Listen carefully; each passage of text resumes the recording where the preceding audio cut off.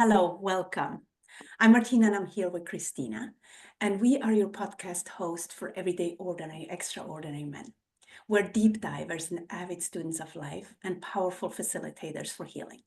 In real life, I'm a life coach specializing in parent and women empowerment, and I'm also a sound healer. And I'm Christina. I'm an intuitive healer who blends massage therapy with energy work to provide customized services for my clients. We both love to incorporate crystals, essential oils, angelic Reiki, and intuitive guidance into all of our work. So let me tell you about the context. Most humans have a lot of preconceived notions about stereotypes and gender. For example, men are tough, silent, forceful, and women are chatty, manipulative, and emotional. And in doing that, we put people in a box, and often we forget to see beyond those labels. And if someone is not fitting the mold, we might call them a tomboy or a sissy. And those and similar labels often cause discord. So what would a world look like where we go beyond our preconceived notions and understand that we are so much more than our gender, that we humans are strong and soft and gentle and deep and powerful, tough and fierce and open, and that qualities are not specific to a gender, that we all have all qualities available to express?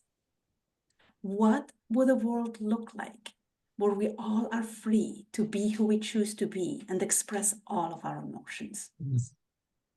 Now, when we allow ourselves to express the so-called masculine and feminine qualities within ourselves, we set ourselves free. When we allow others to do the same, when we accept all of them, we create synergy, peace, and harmony. And today we're here with Mike. Mike Dispirito is a father of two, so he has a son and a daughter. He's been a wealth manager for 30 years. He lives in Long Island, New York, and is involved with a few charities, and he really enjoys helping others. So Mike, welcome, and just Thank you. tell us more about who you are. Well, thanks for having me. I appreciate it. When I heard about the platform, I thought it was a great platform because I do think that both men and women have the ability to be, difficult at times, kind at times, empathetic at times. They use the word manipulative. I know a lot of men that are very manipulative. I don't know if that's gender specific. I think a lot of people can do that. And yes, I've been a wealth manager for 30 years and understanding people and again, having empathy for people's situations are very, very important, and understanding where they come from, understanding where they want to go, all, pretty important parts of what I do every day. And I do feel that it is very important, and I coach this with people I work with, that you need to have many sides to if you want to call it a diamond, so you should be able to use different uh, tools when dealing with, many people, different types of people. So certain strategies might work with one person, might not work with somebody else. So, I mean, it really is important to have all those, I consider them tools at your disposal. Which is so powerful, right? It's like I guess you really get to know people at their best and at their worst, right? True. Yes, that is In very your true. I've job, had I've right? had some clients who I can't deal with this person anymore. And then 2 weeks later they call up and they apologize. I'm sorry. I was under some, I'm going through a horrible divorce, or my parents passed away, and they're completely different people. And I try to do and we've all been, right. We've all had our ups and downs, and just try to understand people, and, do our best to get along, and offer any kind of help and assistance when we can. That's all we ever can do, right? Try True. try to walk in their shoes and try to. Exactly. Yes. Yeah. And we never know, right? We never know why somebody is You doing it. never know what's going on. Someone's mom could have been super healthy, and now they're being told that their mom has 2 weeks left to live. That would turn, that could, set anyone off kilter. A spouse, has cancer all of a sudden. I mean, there's so many things that can happen in a person's life that can change, the way, a person behaves. And then I think I always say, like, after things kind of settle down, their true personality comes back, you know. Yeah. So, Mike, if we really knew you, what would we know about you? See, if you didn't know me, well, in what aspect? If we really knew you. Oh, okay. Oh, geez. Well, that's, I think it would be a pretty positive commercial. I don't know if that's fair. Like I said, I definitely like helping people. I like mentoring people. I try to give people advice so they don't make the same mistakes that I did or other people have made. And always trying to learn, always trying to educate myself. I do, you know, educate myself in history. Right? I think the old saying is history doesn't repeat itself, people do. So try to learn. And you brought up like the current what's going on in politics today. I see some of what's going on. It's already happened, 50 years ago, 100 years ago, 200 years ago. So there's got to be a way to avoid some of the mistakes that are being made. And um, so again, just like to be a student, always consider myself a student. I can always learn. I kind of made up a saying that says, let's go. A wise, yeah, a wise man learns from the mistakes of others. Oh, sorry, a wise man learns from his own mistakes. A genius learns from the mistakes of others. So you don't really need to make the same mistake yourself, right?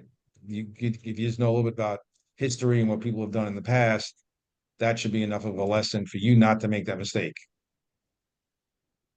So I'm a little bit of a philosopher as well, I guess you could say that. I was going to say, in an ideal world, yes, we would learn from other people's mistakes, but we still, I was just listening to Mel Robbins' book, Let Them, and she was saying that there is a part of the brain that literally doesn't acknowledge dangers as something that could happen to me. Hmm. That would make a lot of sense. That's why we do a lot of very dumb things all the time. Yes. And I thought it was fascinating because it's like, yes, oh yeah, diabetes or heart disease. Yes, that what might happen to them, but not to me, right? Yeah. Yeah. Unless you're confronted with the situation and you're like, holy shit, I need to do something about it, Yeah. right? But often, so learning from history, I think it's an illusion. Yeah. I don't know. Hopefully not, but I guess it is because we're repeating I the same thing over. yeah, no, I agree. I I hope we can learn from history. So at least Yeah. I try to. I'm told many times by many people, like, Mike, you're very understanding. I've learned a lot by working with you. I work with a bunch of people, other financial advisors. They've all told me I've learned a lot from you. I've become a calmer person. I I don't fly off the handle, because our business can be stressful at time. You do get clients that are not happy every once in a while, and handling them is, it is a little bit of an art. You got to learn how to, diffuse the situation. And I do recommend to everybody read as many self-help books as you can. It's not going to come from nowhere. There's people that have, written books about just improving yourself, and those really have made a difference. If You you put know, in the work. Let me put in oh that, yeah, well yeah, if you put you in the have to work. put in the work. If you listen, unless you think you're the perfect person, which doesn't exist, then you should be foolish not to put it to work. Yeah, no, but I mean, we might read the book and they're like, okay, that's all great insights and great ideas, but then if we don't take the actions afterwards, Yeah, no, I it's agree with not, you. you know. Yeah, yeah. Mhm. And I would hope if you're going to spend all that time reading a book that you would take some action, and that's why I say many books, because you have a good point. You might read one book and say, this is nonsense. But if you read many of them, you'll notice there's some common threads in a lot of them. And I think eventually it sinks in. Yeah. And oftentimes it's, you know, when you're really stuck, sometimes it's just baby steps, right? So even if you take one little baby step from one book and a Yep, baby step from the exactly. next book, it still gets you in action and gets you moving forward, right? So, Exactly. Yep. That's a good term, baby steps. You're right. and I It don't is think any difficult to one change the way person you think. has the right answer because there's no one answer for Yeah, anyone, right? So yeah. it's nice to I have lots agree. of tools in your toolbox to choose Yeah, from. yeah, And yeah. so I Many, think yeah, that's and different opinions too, because people have there's so many authors out there, they all kind of have different opinions about certain things, and you kind of meld them all together and kind of make up your own, you know, uh, fix for a certain situation. yeah, it's such a good point. Yeah. Yeah. So, Mike, I'm going to give you the icebreaker question. Tell us a funny, Sure. silly, or embarrassing story about yourself. Oh boy. Let's see. I I thought I mean I think this is a funny story. It's a long story. So many years ago, when I worked in the city, I had to wear a suit to work every day. I was worked for a large bank, and I was in financial advisor back then as well. And so I had to wear a suit every day. And I've always tried to keep myself in shape, work out, nothing crazy, nothing extreme, but reasonable. So one night I was invited to Saturday Night Live, which is funny. It makes sense because they just had their 50th anniversary, and I forgot all about it, and I now remembered it. So I don't know what it was. I was sitting somewhere. I think I was, again, I was invited by a friend, and I was close to like the edge of one of the aisles, and all of a sudden, some guy comes up to me and says, "Okay, I need you to, go down there and I need you to go stand, at whatever at the end of the hall." I kind of thought it was like a joke, because the person who invited me kind of knew some people there. I'm like, I think this is a joke. Is this a joke? So I got up, I walked down there. He follows me. He's like, okay, I need you to go down that hallway. I'm like, but this is really weird. And then I'm like, this is definitely getting strange. And so finally, he has a third conversation with me. I'm standing by Lorne Michaels' like dressing room, and I'm like, is this a joke? Like, what's going on? And finally, I might have said something. I forgot what I said, and I said, I'm sorry, but why am I here?" He goes, "You're Lorne Michaels' detail for the night, aren't you?" I go, "Detail? Like bodyguard?" He goes, "Yeah." I go, "No, I'm not." And that was it. And I And he's like, "Oh, I'm so sorry." I said, "I'm just watching the show. I don't know why you would, maybe I was wearing a suit. I was in good shape. I don't know what it was. I think that's really ridiculous. I mean, he just Oh, picked that's me out of funny. But huge compliment too, right? Like, yeah. it was definitely a compliment. Yeah, he goes, Yours detail for the night, right? You're gonna be following him around." No, I'm not. I could have went with it. Again, you're on Saturday Night Live. You don't know what's happening. You know, if you're getting filmed, it could be someone's punking you. I don't know. But anyway, I thought that was pretty funny. That's awesome. Yeah. Such a So great story. It's definitely one that you can tell your grandchildren and your great yeah, grandchildren, yeah, that, right? yeah, You know that time. yeah. I So, thought, so Mike, what makes you come alive? Like, what are you passionate what? about? What do you love Oh about your boy. life? Um, I mean, I'm passionate about life for starters. I mean, when you think about all the opportunity we have and the amazing things that we get to do, and we're fortunate where we live. I mean, I'm just very passionate about life in general. When you think of our capabilities and how fortunate we are, that definitely makes me come alive. And again, I do like helping people. I just recently signed up for a mentorship program for a young, you know, I guess adolescent. He's a young man, about 11, 12 years old. Uh, he doesn't have a father, so it's through big brothers, big sisters, and it's a whole long process. Takes like 6, 7 months to get approved. And I figured, my kids are grown, they're out of the house, they're living in the city. I don't want my parenting skills to go to waste. I was think about right. Think about that, Martina. Your kids are grown, and especially when they're at the house, all that knowledge you have is kind of like out the window, right? Like, when's the next time you can share that with somebody? And I said, oh, you know what? And it was brought to my attention. Somebody said, oh, you should consider doing this, Mike. I think you would like it. So that, definitely, excites me. Look forward to helping out another child who definitely doesn't have access to reasonable adults. And so that's something I like to do. I mean, I do love gardening as well. I love to see plants grow. But again, I think it's more the human interaction that definitely makes me alive. The gift.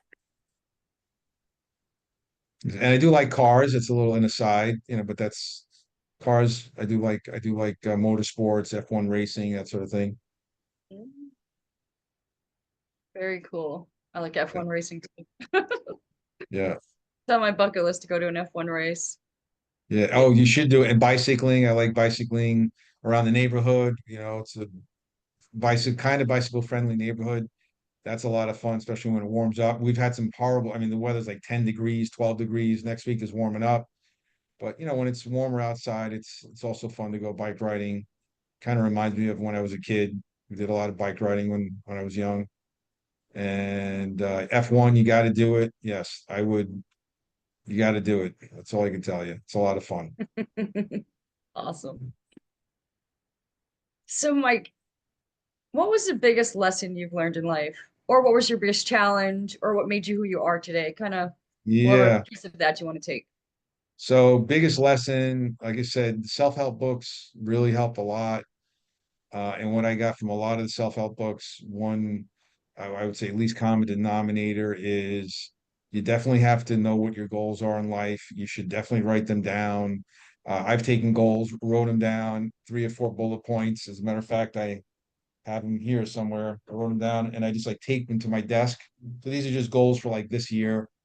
And I tape to my desk, and it reminds me every day of what I should be working towards.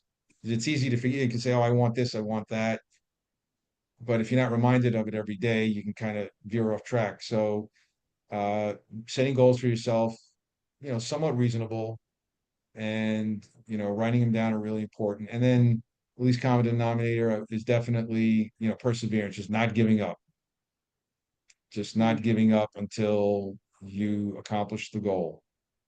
You in your mind, it might take you a year to do it, but maybe it takes 2 years in reality. You don't know. So that doesn't make you a failure. It just means that the goal, you underestimated the energy that had to go into the goal. And, you just need to persevere and continue. So, Mike, were you always driven, like curious I, learner from when you were really little? Were you yeah. always... What makes you think I'm driven? I'm just curious. No, I'm just curious because, That's a joke. You can tell. Yes. I'm just I curious, like, always where did was. that self-help, or need to acquire It's, knowledge come from? Yeah, I think my dad was always reading and stuff. He always enjoyed, talking about history, and that was part of it. But I think once you kind of, you know, it's like taking a bite out of a delicious, I had a wonderful apple crisp. I had one of them today. It was amazing. And it makes you want another one. So once you start that journey of self-help and knowledge, you want to continue it. And there's always, I remember I had a very good, he kind of put it this way as a professor. He said, life's unfair because you can never, there's always information and knowledge that you're never going to know about. So no matter how hard you work to obtain it, there's always something out there. That's the way he looked at it. It's kind of unfair. Like you're never going to know it all. So to me, I look at that as kind of like it's kind of like a carrot in front of you. Like you're never going to catch the carrot, but you're always going after the carrot.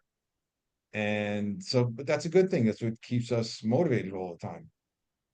Absolutely, yeah. I kind of Yeah. feel the same. So tell everyone my goal is to visit every country in the world. And most people go, you never even told Whoa. me that. And I'm like, Who cares if How I ever many get? countries are there? My kids actually know every country more than I That's do. not the point. How The many? point isn't Yeah, about whether I can do it or not. The yeah. point is, it's my carrot, right? Like, it's just There out you there. go. Okay. It just pulls Yeah. me forward to keep visiting more and more. Like, it Yeah. doesn't matter if I get to everyone or not. It's just, If you and can also do if truly feel goals goals are just carrots, right? They will get you moving in yeah, the right yeah, direction. But if you're not enjoying the journey along the way, the goal is really kind of pointless. So exactly. whether I achieve the goal or not, it's just what gets me in action. Enjoy the destination, enjoy I was the supposed to meet journey, not along the the way, destination. Yeah. right? Yeah, because how Yeah. many people get to that goal, ultimate goal, and they're not happy, they're not satisfied, and now what's next, right? But Well, actually, too, I think I believe this is part of what Martina does, but so people who have a lot of issues, and we all have issues, they sometimes put these goals sort of as a way to distract them from what is really bothering them. And then once they obtain these goals, they're still now all of a sudden these issues from the past start to come up. And just because they've obtained whatever it is, like you said, they're not happy. And now they need to start working on their issues that might have happened to, 5, 6, 7 trauma issues, whatever. There's so many things.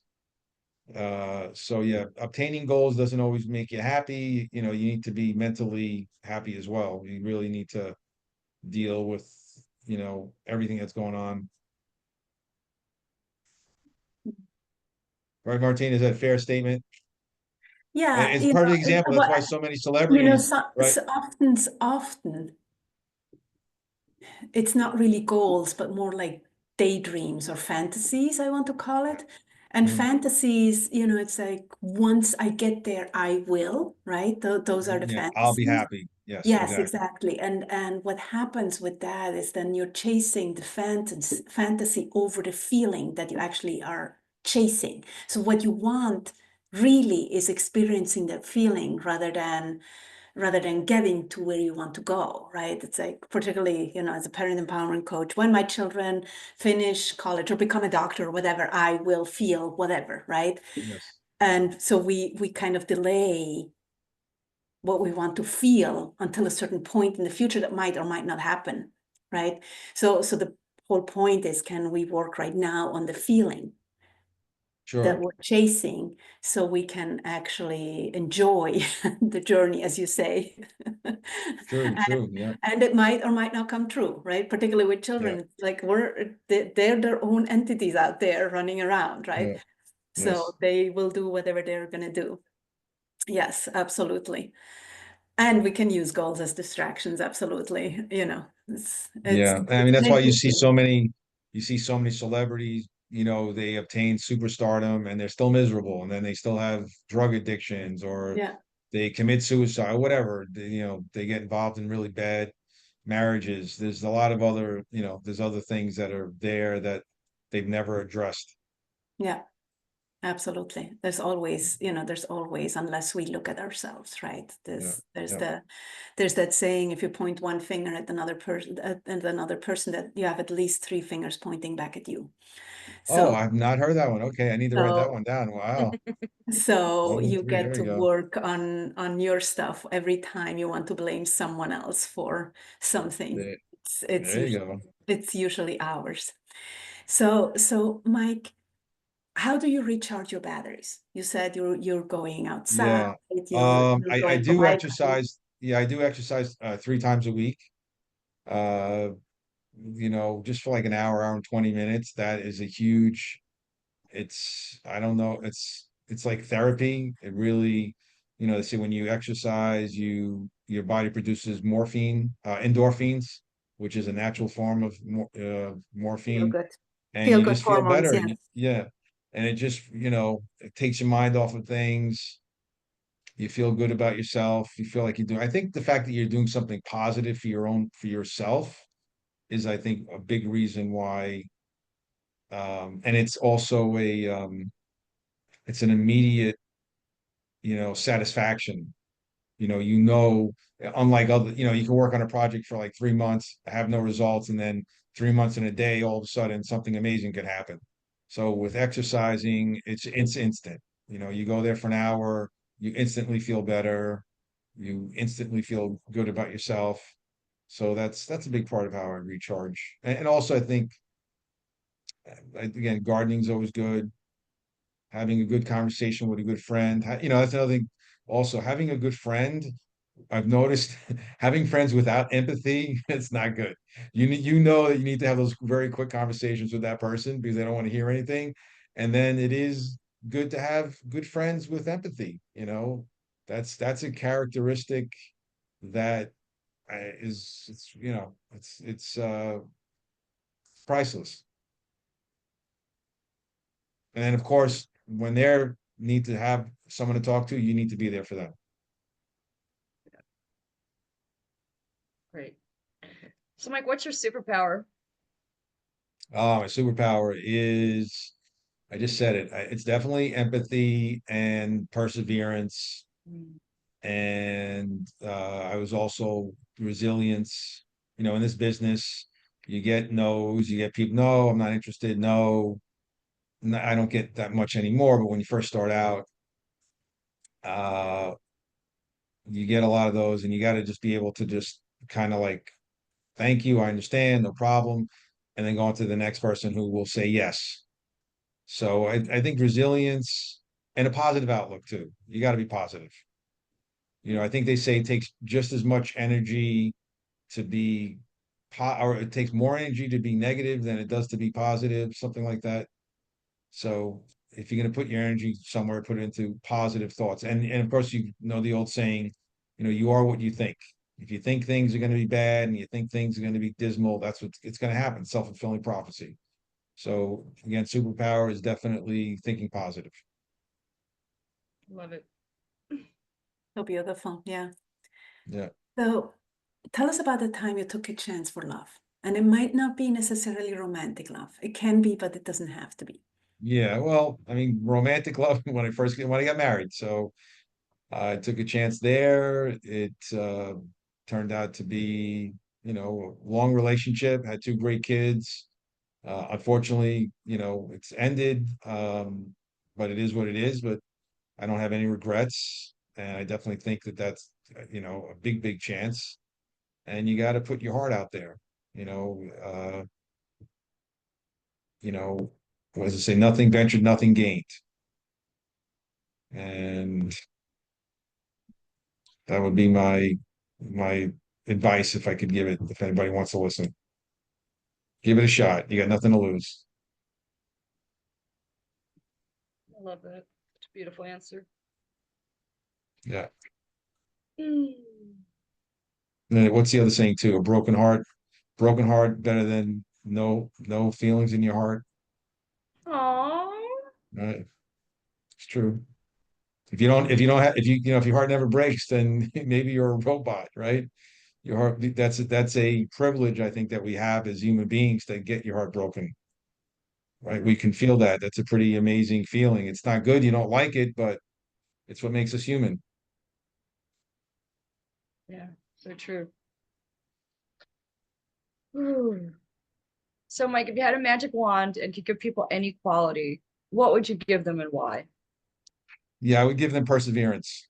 The same perseverance, positive outlook, and and humor. We haven't spoken about that. Humor, very important. You got to have a good sense of humor. You need that throughout the day. My grandmother used to say, nobody wants to hear you cry. So, you might as well laugh. If you feel like crying, laugh because nobody wants to know, people don't want to hear about all your problems. So, superpower would be sense of humor and perseverance and definitely positive outlook. I love that. Yeah. And what I hear in that too, that goes with that is like not taking things personally, right? Like you can have resiliency and with Exactly. that humor, you can just kind of laugh it all off, right? Like, and that I think is Yes. key. I think we take things way too seriously in our society nowadays. And we don't like who cares? Talk about You not don't taking it agree with personally. someone's opinion, whatever, let it go. Like, but we don't. We take it personally. Like, you don't eh, agree with Yeah, me. What? Silly. Very silly. you have to. I had a client not too long ago. I know he was going through a tough divorce, and he called up and he was really irate, and he was like yelling, and I did everything I could to diffuse it and calm him down, and kind of, we left it off as everything was taken care of. And then I saw him in person a couple of weeks later, and he says, Mike, I'm really sorry. The demands for money are just unreasonable, and I don't have the money, and I can't do it. And I was, freaking out, and that's not my personality. So good thing I didn't take it personal, because I even said, I'm like, I've known this person, he's been, a client for 10 years, and he's never behaved this way ever. So I'm like, what? I didn't do anything. What could I have done to get him in such a bad mood? And then, he told me, so you're right. It's really, you should not, I think if you monitor how you speak to people, and you always have the best intentions and always do the right thing. And again, the golden rule, right? Treat others the way you want to be treated, you know, and then if somebody kind of, you know, says something off the cuff, or they're, yeah, you can't take it personal. Yeah. It's a great practice every day, Yeah. every moment of every day, every second of every day sometimes. What is that? Practicing what? I'm sorry, I missed the first part. Not taking things personally. Oh, okay. Yeah, yeah, yeah. Yes, Personally, yes, yes, yes. yes. Yeah. Mm. So what are you most proud of? What do you consider your biggest accomplishment? Raising two kids. I would say that both of us, both parents, we did a very good job raising two very good kids. They're both on their own, they're both independent, thank God. They, studied hard in school, they did well, they had good grades, both athletes, so both students and athletes. I taught them empathy, think of others. They're both charitably inclined. So I would say that's definitely, it's not an easy thing to do. I do believe in higher power. I do believe in God. I do believe in spirituality. And, you definitely have to ask for help. Like, you can't do it all on your own. So prayer definitely helps us. And, but yeah, I would say that, raising two kids, definitely the biggest accomplishment.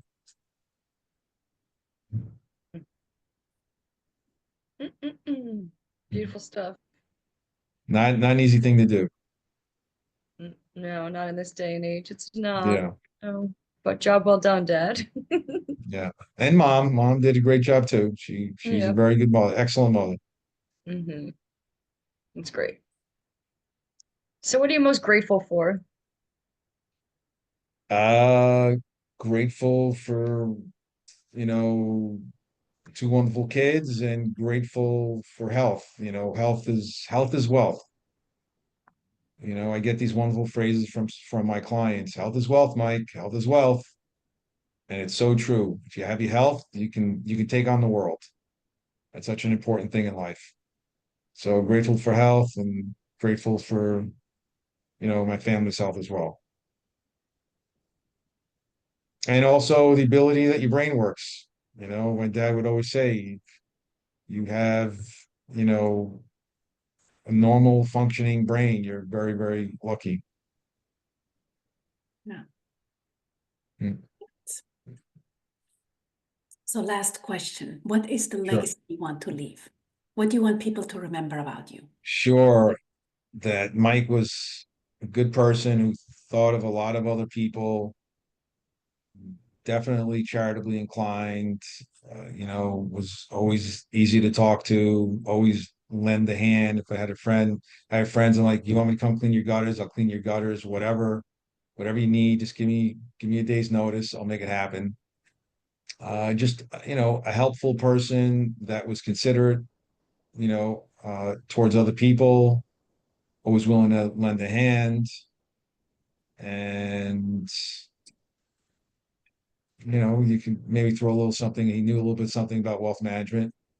Uh, you know, I mean, I know a lot about it, but uh, I guess that would be it. That's great. So you just mentioned your wealth management. Let's plug your business a little. If people wanted to reach out and get in touch with you, Sure, sure. how would they do that? Yeah, so I work for a very, very large firm. We're probably about 10,000 advisors across the country, one of the largest wealth management companies in the country. It's called Osaic Wealth. And we don't manufacture product. We work with every company you can imagine, from JP Morgan to Goldman Sachs to Neuberger Berman to Fidelity to Vanguard to New York Life. I mean, we work with hundreds and hundreds of partners. And if you did want to get in touch with me, I'm happy to give you my number. It is 516-281-4754. Excellent. And And as we a will, that is a direct corporate line. If I don't get back to you, don't pick it up immediately. Please don't be upset with me. I will get back to you by the end of the day. awesome. And we will include that information with the notes for this podcast. Great, great. Thank you so much for being here with Great. us Thank today. you. And if I could say something, what you guys are doing is absolutely fantastic. It is awesome. You know, Martina, when you mentioned this to me, it's just amazing. It's really important for people to understand each other, both male and female, and people in general. So it's Yeah. amazing. It's Well, amazing. If you, truly an honor to have you here yeah, and spotlighting your compassion and your empathy and your passion for giving back, which is just truly I can't say enough about volunteering. I truly think it's where we find ourselves. it's actually selfish. It really is. I hate to say that, but helping another person makes me feel very, very good. So it's just, like Yeah. I said, I can't let all this knowledge go to waste, right? I gotta share it with others. I love it. I love it. So yeah, so everyone out there, if you're inspired to go volunteer, get out there Yeah, and find some local stuff in your neighborhood to go and do the same. 100%. I highly recommend it, whatever it is. Yeah, The book awesome. club, seniors, Yeah, ecology, whatever. yeah, whatever you're passionate about, there's someone who Yeah, could use your inspiration. So go and share your absolutely. knowledge with the world. Thank you again, Mike, for being here. Thank you, everyone, for listening. If you love this, please leave us a review. Please share with your friends. If you want to know more about me and Martina, you can check out our Linktree profiles with the notes of the program too. And please remember, you are extraordinary and you rock. Have a wonderful day. Bye for now. Mike, do you want to say bye? Thank you. Good night. Goodbye, everybody. Thank you.